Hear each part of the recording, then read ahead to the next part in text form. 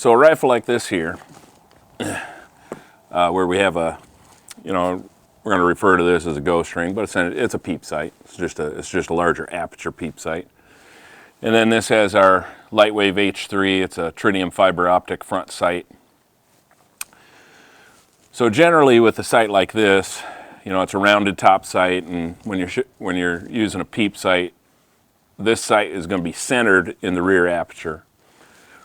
So not only is it going to be, centered top side of the front sight, but essentially you're trying to center the center of the front sight in the rear sight.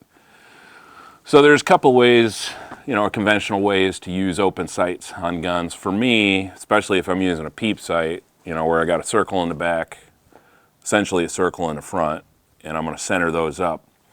For me, when I hunt or shoot, I sight the gun in to where the center of the front sight is my perceived point of impact. That's how I like to sight it in, and that's how I like to use it when I hunt.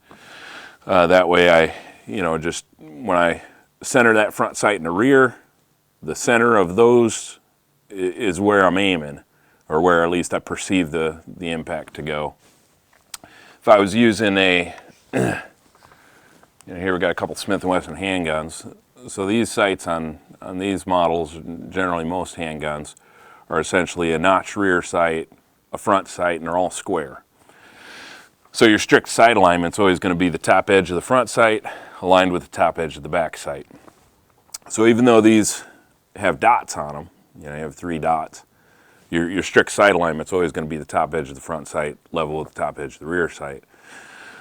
So for me personally, when I use that type of sight, either to sight with or especially to hunt with, the top edge of the sights, when it's aligned, I dissect my point of impact.